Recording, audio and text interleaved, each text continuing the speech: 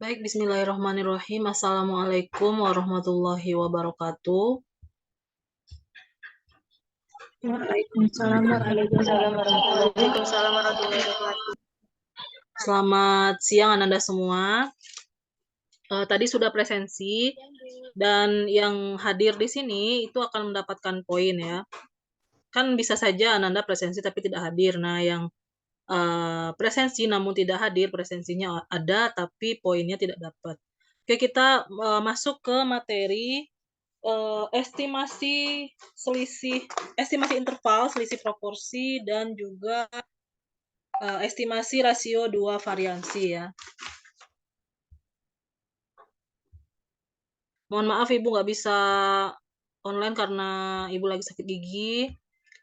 Berikut ini materinya. Mungkin sedikit kita review lagi tentang estimasi titik di sini. Apakah bisa terlihat? Bisa, Bu. Bisa, Ibu.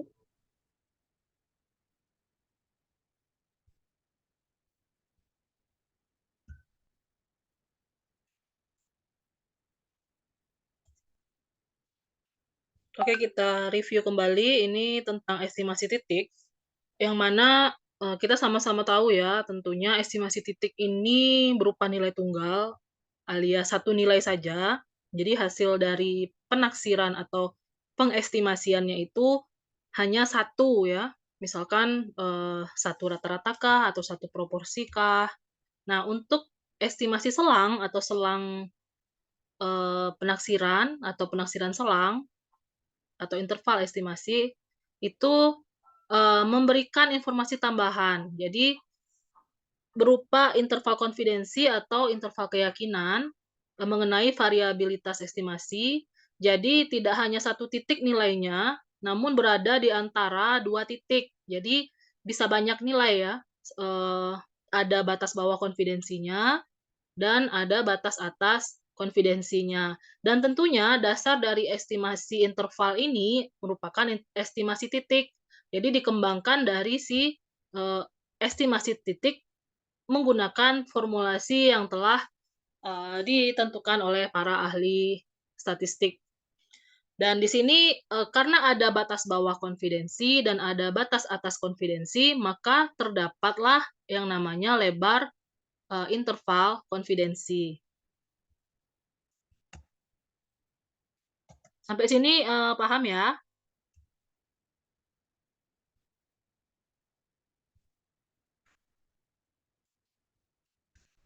Ada yang mau ditanyakan, Anda?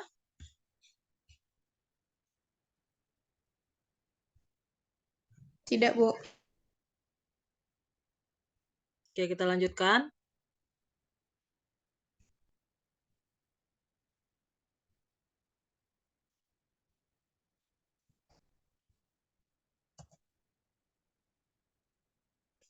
Dan muncullah yang namanya selang kepercayaan, karena ada tadi batas bawah estimasi dan ada batas atas estimasi, sehingga akan ada yang namanya selang kepercayaan atau confidence interval. Nah, di sini dengan catatan kita mengambil sampel ini secara acak atau random dari populasi. Jadi misalkan kita dapat nih estimasi titiknya rata-rata itu adalah 50, maka dengan adanya selang kepercayaan atau confidence interval, kita dapat ini karena kenapa kita mengestimasi, karena kita nggak ngambil semua populasi ya, itu sudah paham Ananda ya. Dan kita ambilnya sampel nih, sampel sehingga di sini kita perlu menetapkan adanya keyakinan minimal 95%, dan di sini disebutkan bahwa saya 95% confident atau berkeyakinan bahwa rata-rata populasi ini adalah antara 40 sampai dengan 60, karena estimasi titiknya adalah 50. Sehingga estimasi interval ini akan lebih teliti dibanding dengan estimasi titik yang hanya satu nilai saja. Sedangkan estimasi interval itu memungkinkan kita untuk menentukan atau mengestimasi parameter dari populasi itu dengan adanya selang atau interval ya. dan itu tidak akan maksudnya meminimalisir kekeliruan dalam penaksiran atau pengestimasian ya. Nah, misalkan nih, kalau kita gunakan hanya estimasi titik saja 50, ternyata rata-rata populasi itu sebenarnya adalah 45. Jadi kita salah ya. Namun kalau kita tetapkan interval atau hasil selang dari si estimasi ini, maka kita dapat nilai antara, dan 40 sampai 60 itu 45 termasuk. Jadi kita tidak salah ya, tidak salah dalam mengestimasi. Lanjut. Nah, di sini mungkin sudah pernah disampaikan oleh dosen sebelumnya juga, bahwa jika parameter populasinya itu mu, maka statistiknya atau penaksirnya adalah X bar, atau ada juga yang menyebutnya X garis ya. Sedangkan jika parameter populasi yang ditaksir adalah proporsi, maka di sini bisa simbolnya P besar untuk populasi, atau P saja. Kalau misal kita gunakan P besar, maka statistiknya disimbolkan dengan P kecil. Namun jika kita gunakan P kecil sebagai parameter populasi, maka untuk statistik sampelnya perlu kita tambahkan indeks S ya. Dan untuk varians populasi, jika parameter yang kita taksir itu adalah sigma kuadrat, ini sigma kecil ya, bukan tau ya. Kemudian statistiknya adalah S kuadrat. Sedangkan untuk perbedaan atau selisih dua rata-rata, maka parameter populasinya adalah mu1 min mu2 atau sebaliknya, mu2 min mu1, dengan statistik sampelnya adalah X bar 1 min X bar 2 atau X bar 2 min X bar 1. Ini adalah estimasi titik. Maka dapat kita kembangkan. Maka di sini untuk estimasi interval sendiri kita perlu menambahkan formulasi di sini ya. Jadi estimasi titik itu plus minus titik kritis dikali standar error, di mana estimasi titik adalah statistik sampel untuk menduga parameter populasi yang dikehendaki. Titik kritis adalah nilai distribusi sampling dari estimasi titik dengan tingkat konfidensi tertentu, dan standar error adalah standar deviasi dari estimasi titik. Nah, itu rumus umumnya. Dan confidence interval atau estimasi interval kepercayaan ini sendiri terbagi atas estimasi interval rata-rata dan juga estimasi proporsi. Dan ada satu lagi yaitu estimasi rasio, estimasi interval rasio dua variansi. Itu nanti akan Ibu tugaskan untuk Ananda di akhir ya. Nah, untuk estimasi interval rata-rata sendiri itu ada yang sigma diketahui dan sigma tidak diketahui. Jadi ada kasus yang simpangan baku populasinya diketahui, dan ada juga kasus yang simpangan baku populasinya tidak diketahui. Dan masing-masing itu berbeda dalam hal perumusan. Namun pada intinya adalah ketika kita tidak tahu simpangan baku atau standar deviasi dari si populasi tadi, maka kita dapat menggunakan simpangan baku sampel saja ya sebagai pengganti dari nilai simpangan baku populasi. Atau kalau realnya, misalkan ini kasusnya dalam skripsi ya, misalkan Ananda mengambil sampel atau dengan cara menyebarkan kuesioner ke beberapa orang yang diambil secara random atau acak.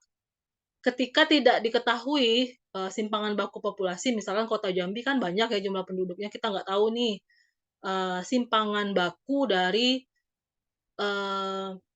persepsi dan preferensi masyarakat dalam memilih jumlah destinasi wisata ketika liburan, misalnya contoh ya.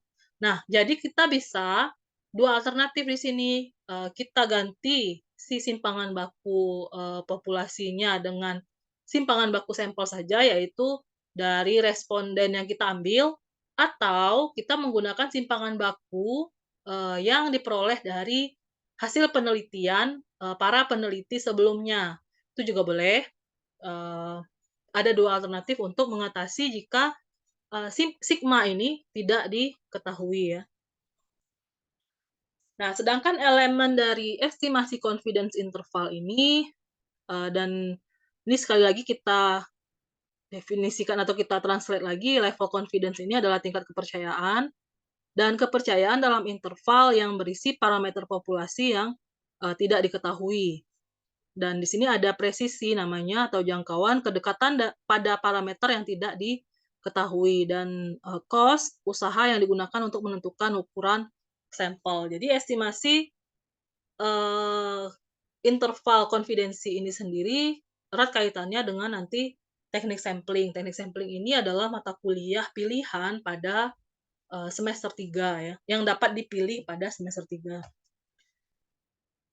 Oke, kita lanjut untuk interval konfidensi, untuk rata-rata dengan simpangan baku diketahui, terdapat beberapa asumsi. Yang pertama adalah standar deviasi populasinya diketahui, kemudian populasi berdistribusi normal, simpangan baku standar deviasi sigma itu sama ya, sama-sama adalah simpangan baku dari si populasi. Jika populasi tidak normal, maka kita gunakanlah sampel besar. Dan di sini rumusnya adalah, tadi kita dapat estimasi titiknya atau point estimation-nya mu, maka di sini kita tinggal maaf, ini hipotesisnya ya, maksudnya diduga rata-rata populasi adalah sorry, mu ini yang diestimasi, kita dapat rata-rata point estimation-nya X bar ya, maka rumusnya adalah si mu ini berada di antara X bar plus minus Z alpha per 2 dikali sigma per akar N. Tuh ya. Jadi kalau misalkan dipecah, maka menjadi bentuk pada layar. Ya, sebenarnya ini rumusnya adalah X bar plus minus Z alpha per 2 dikali sigma per akar N. Sampai sini ada pertanyaan?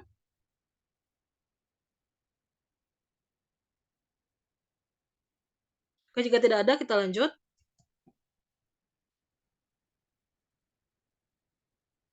Oh, ini ada yang ketinggalan ini ya. Kita lanjut dulu. Nanti ada contoh soal. Nah, di sini interval dan level confidence. Distribusi sampling dari mean dengan pada layar ini adalah kurva normal, dan sebenarnya kurva normal ini tidak menyentuh ini ya. Ini bisa ditarik sedikit, tidak menyentuh sumbu X, si kurva normal ini, ujung-ujungnya maksudnya, tidak pernah menyentuh karena dia sampai ke tak hingga ya nilainya. Dan ini bisa muncul di sini ada plus minus kan ya. Itu adalah ciri dari interval. Dan di sini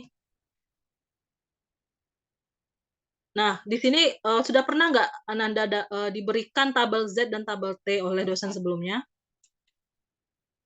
Sudah, Bu. Sudah bisa membaca tabel Z dan tabel T? Sudah, Bu. Benar ya, udah bisa ya. Minggu depan Ibu tes nih. Minggu depan kita offline. Sudah, Bu. Oke, bagus lah kalau sudah. Jadi Ibu cuma tinggal mereview. Nah, di sini ini yang benar gambarnya.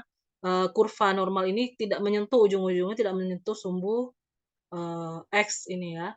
Jadi dia panjang itu dan tidak menyentuh sampai tak hingga, tidak menyentuh sumbu X. Mungkin menyentuh ya, tapi di titik tak hingga yang kesekian gitu ya, nggak tahu ya kapan menyentuhnya, hanya Allah yang tahu ya, hanya Tuhan yang tahu. Oke, lanjut. Di sini nilai confidence interval E sama dengan Z kali sigma per akar N. Dan di sini kalau kita gunakan tabel Z, ini ketentuannya. Ini nilai-nilai dari tabel Z yang paling sering muncul untuk interval kepercayaan 99%. Jadi kita yakin bahwa nilai dengan dengan tingkat keyakinan kita 99%, itu berarti alfanya cuma 1% atau kekeliruannya cuma 1%.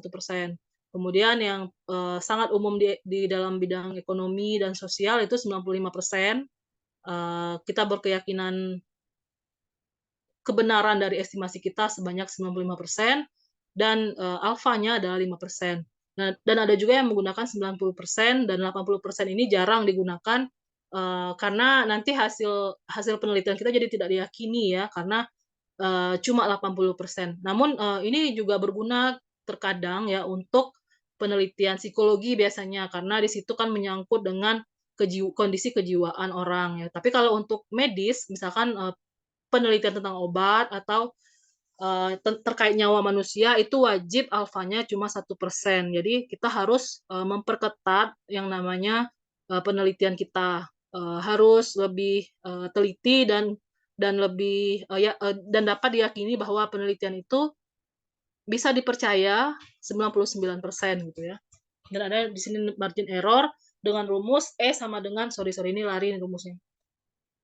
E sama dengan Z dikali, sigma per akar N. Jadi Ananda nanti bisa melihat error dari setiap confidence interval, dengan selang kepercayaan tertentu ini dengan menggunakan, rumus E sama dengan Z dikali sigma per akar N. Contoh, waktu servis atau pelayanan drive-thru restoran Winnie Hut, Junior dihitung secara random dari 52 konsumen. Waktu layanan rata-rata 181,3 detik dan standar deviasinya adalah 82,2 detik. Berapa estimasi min populasi untuk tingkat kepercayaan 99%? Maka jawabannya adalah ini. Mu berada pada X bar min Z alpha per 2 dikali sigma per akar N dan X bar plus Z alpha per 2 dikali sigma per akar N dengan margin errornya adalah Z dikali sigma per akar N. Diperolehlah 29,35 sehingga diperoleh interval konfidensi 99% untuk waktu servis drive-thru atau waktu pelayanan drive-thru restoran antara 151,95 sampai 210,65. Sampai sini ada pertanyaan?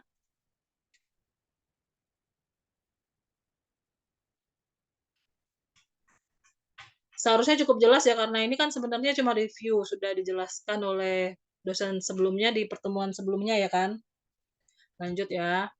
Nah, di sini ada menentukan ukuran sampel untuk min atau dengan simpangan bakunya diketahui. Rumusnya ini nanti silakan Anda baca sendiri.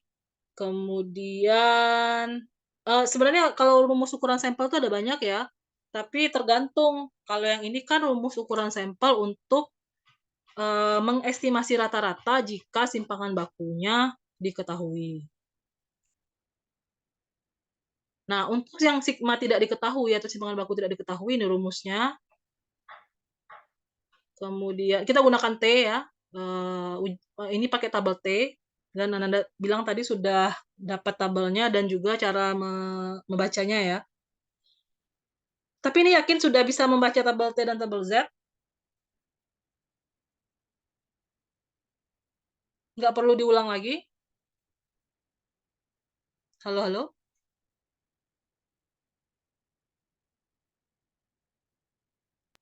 Sudah, Bu. Oke, bagus. Lanjut. Ini distribusi student T-nya, gambarannya seperti ini. Dan bisa kita lihat, di sini kan kalau Z kan kurva normal standar ya. Nah, kalau T itu dia bisa lebih tinggi gitu. Bisa lebih rendah. Dan ada muncul kalau kita gunakan uji T itu muncul degree of freedom atau derajat bebas. Nah, derajat bebas ini sendiri ada juga yang menyebutnya DK, derajat kebebasan, ada yang menyebutnya DB, derajat bebas, dan ada yang menyebutnya DF atau degree of freedom. Dan derajat kebebasan ini digunakan untuk menentukan jumlah kuantitas independen yang dapat diterapkan ke distribusi statistik. Kemudian derajat kebebasan estimasi parameter sama dengan jumlah skor independen yang masuk ke estimasi minus jumlah parameter yang digunakan sebagai langkah perantara dalam estimasi parameter itu sendiri. Dan derajat bebas ini tidak hanya di uji T, tapi juga muncul di uji square, muncul juga di uji F, dan lain sebagainya. Jadi bukan cuma di T ya, muncul derajat bebas ini. Terutama di ANOVA itu pasti ada ya derajat bebas. Dan ini review tentang tabel T, itu bisa Anda yang sudah lupa itu bisa dibaca ini. Sekali lagi ini maaf kurvanya harusnya tidak menyentuh sumbu X. Dan contohnya adalah ini untuk yang simpangan bakunya tidak diketahui, ini penghitungan estimasi intervalnya. Kemudian, nah kita masuknya ini sebenarnya ya, interval konfidensi untuk proporsi. Asumsi yang harus dipenuhi adalah Data berupa 2 kategori, kemudian populasi mengikuti distribusi binomial. Pendekatan normal dapat digunakan jika N dikali P itu lebih dari sama dengan 5 dan N dikali 1 min P itu lebih dari sama dengan 5. Dan interval konfidensinya adalah P sama dengan PS plus minus Z alfa per 2 akar PS kali 1 min PS per N. Tadi sudah disebutkan bahwa PS ini adalah proporsi sampelnya, dan seperti biasa ada Z alfa per 2 di situ ya. Sampai sini ada yang mau ditanyakan?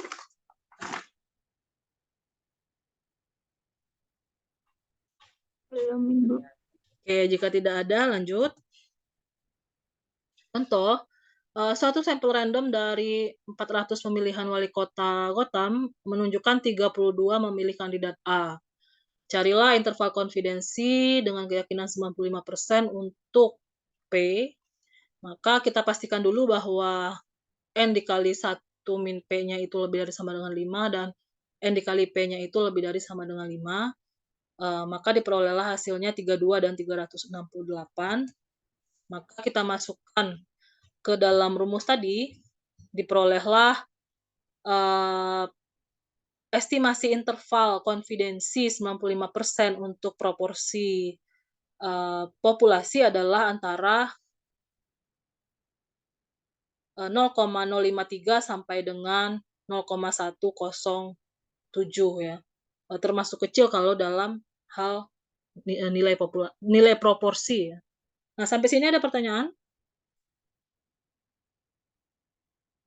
Nah, ini kan 0,08 itu adalah proporsi sampelnya. Untuk lebih jelasnya nanti ada contoh soal lain. Nah, ukuran sampel untuk proporsi ini beda ya dengan yang tadi, ukuran sampel untuk rata-rata. Nah, untuk ukuran sampel untuk proporsi ini N sama dengan Z kuadrat dikali proporsi sampel dikali 1 min PS per error kuadrat. Contohnya ini, jika ada 1000 jumlah populasinya, maka kita peroleh jumlah sampelnya adalah 228 untuk penghitungan si interval konfidensi proporsinya.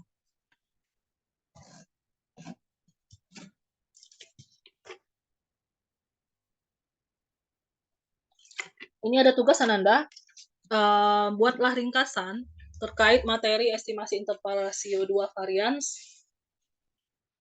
Ringkasannya ini ditulis tangan, memuat narasi dan rumus atau formulasi serta contoh soal berikut jawabannya, minimal ringkasan 1 halaman di kertas double folio, dan cantumkan referensi atau sumber di bagian akhir. Untuk contoh soal lebih lanjut tentang estimasi interval nanti Ibu bagikan di grup ya. Ada pertanyaan sampai sini?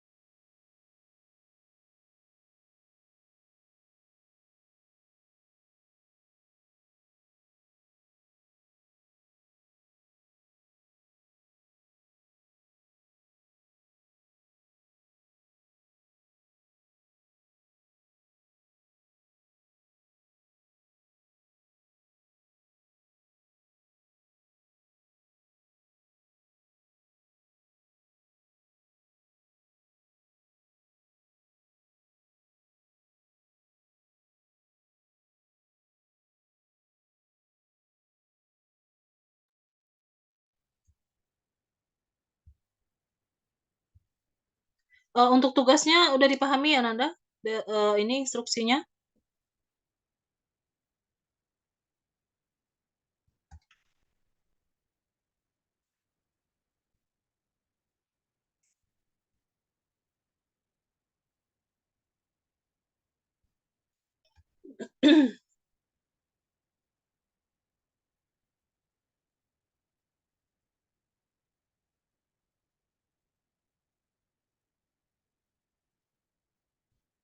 Halo halo?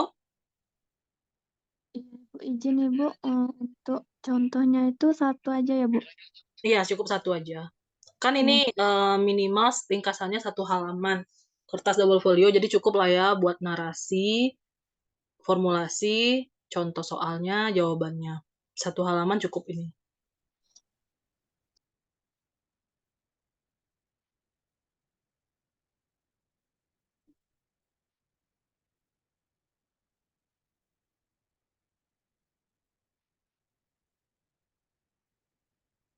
Oke, jika tidak ada pertanyaan, mungkin kita cukupkan ya. Tadi ada yang baru bergabung ya.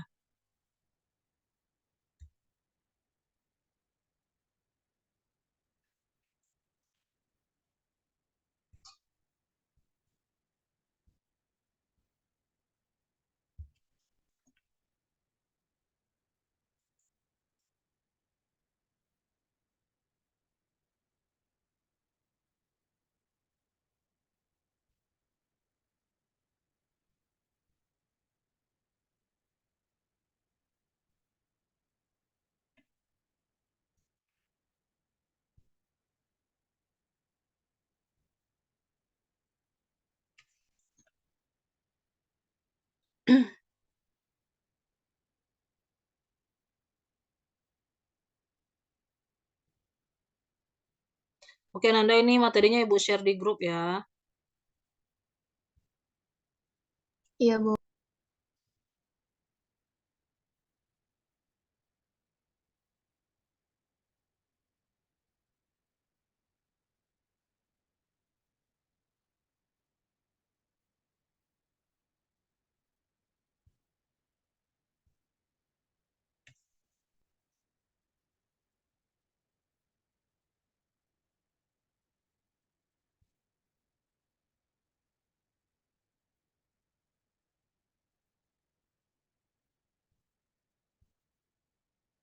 Ada yang mau didiskusikan barangkali?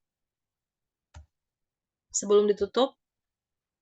Minggu depan kita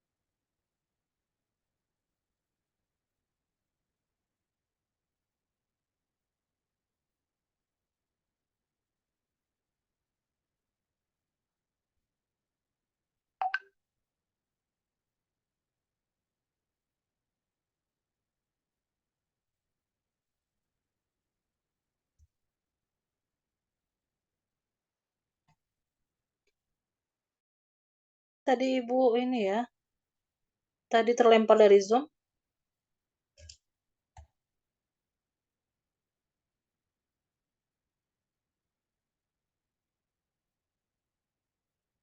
Apakah ada yang mau didiskusikan?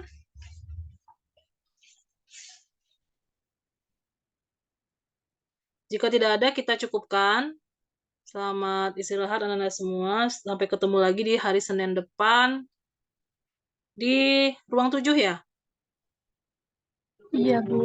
Ruang Iya, 7 Ibu. pukul 10. Ibu tuh ngajar pagi, jam 7.30 sampai jam 10. Jadi gimana kalau kita mulai kuliahnya besok itu Senin itu di jam 10.45 ya? Iya, Bu. Oke. Tapi Ananda nggak apa-apa berada di ruangan jam 10 juga nggak apa-apa ya, biar ruangannya nggak diambil oleh mata kuliah lain. Biasanya gitu ya, kalau jam 10 ternyata nggak ada orang di ruangan itu dipakai oleh, dosen lain gitu. Jadi untuk ini, biar kita tetap di ruangan kita, silahkan dari jam 10 sudah ngetem di situ 2 orang atau 3 orang ya, ngobrol-ngobrol atau ngerjain tugas boleh. Oke, demikian Ananda. Selamat siang. Assalamualaikum warahmatullahi wabarakatuh. Waalaikumsalam warahmatullahi wabarakatuh. Terima kasih. Sama-sama Ananda, Ibu Enmit ya.